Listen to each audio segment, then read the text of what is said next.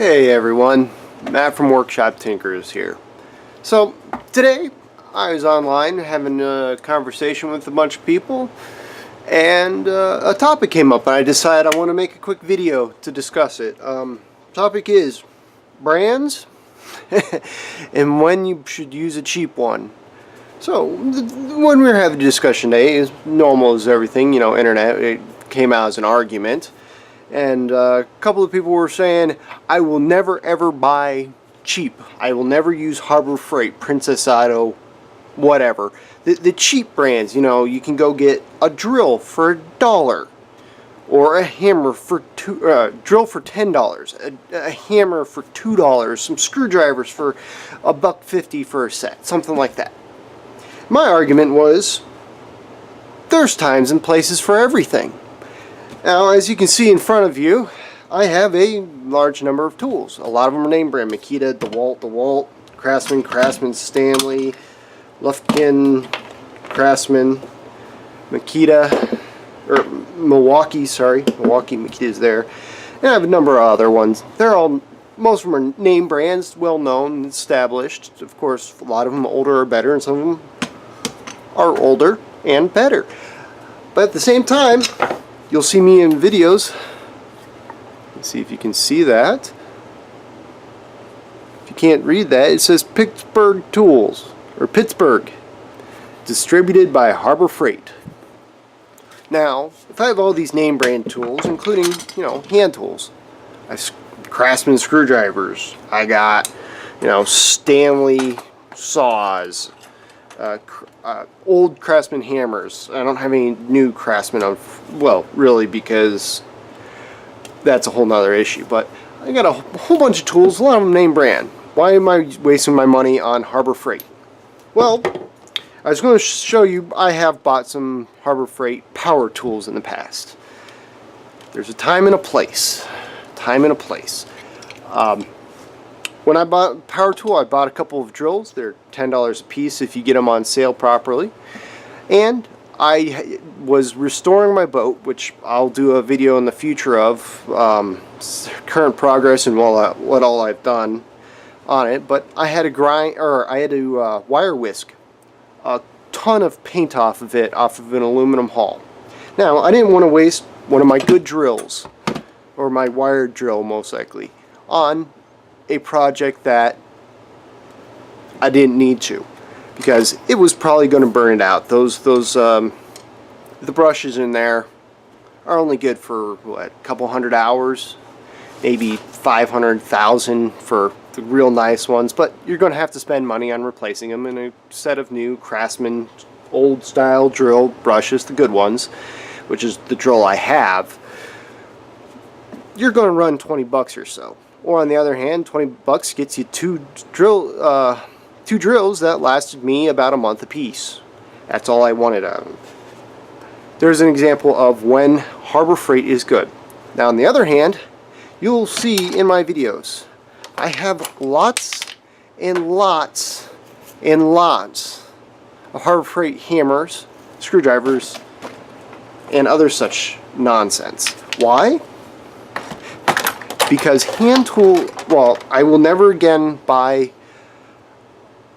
Harbor Freight electrical tools, without either their warranty, which the Harbor Freight warranty is really good. Their tools are crap, but if you buy the warranty, in that warranty period, you bring in that tool, they'll hand you a brand new one, and out the door you go. I have an air compressor from them for that reason, because I didn't need anything big, it was cheap. But their hand tools, on the other hand, like this sledgehammer, I made a video about my modification to it, and I ran out of space on the memory card, so you'll probably never see it. Fun, huh? But cheap 3-pound sledgehammer.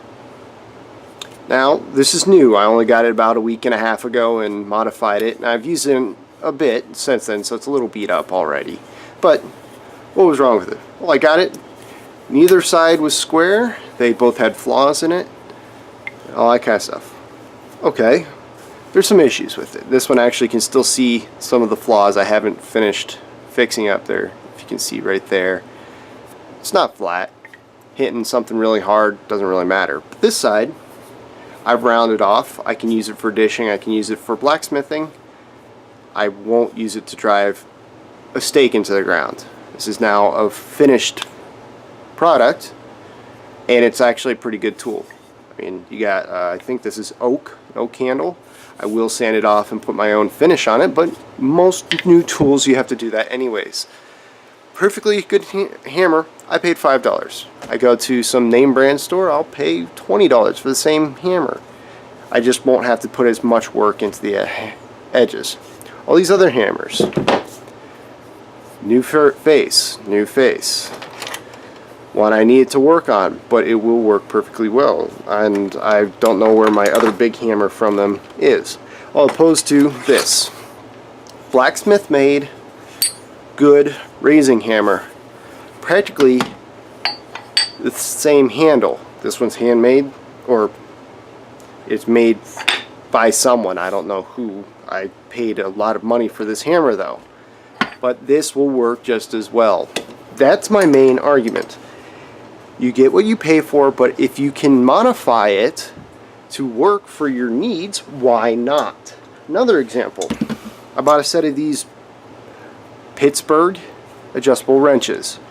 They're cheap. I don't remember how much they cost. They're not nearly as good as a name brand, a high-end brand, Snap-on, Matco, one of the other name brands, or even a Midlane, Husky, or Craftsman, or I can't remember what Lowe's or any of the other ones internal brands are. But at the same time, all I had to do was file off these to make them actually parallel, because they weren't. They're a bit loose tolerances, but they work. I've had this for 3 years. It's still perfectly good. When I break it, because it has Pittsburgh on it, I'll take it back and get a new one. Whoop-de-doo. Another example. Dead blow hammer. Cost me $4. I can get the exact same looking hammer with the bright orange for $20. Sure, the main difference is this one, if you use it on something sharp, this plastic won't stand up, but for my needs it works. So next time you're about to put down Harbor Freight, ask, what do I need these tools for? Is it something high-end you don't want to ever break, like a screwdriver that you use on a daily basis? No, you probably don't need to ever use it. But on the other hand, if it's something that either you can modify or you don't care about because you use it so rarely that it's not going to get worn out before you get your money's worth out of it, or it's something like the drill that you know it's going to burn out whatever tool it is, no matter how high quality, it's going to probably get broken.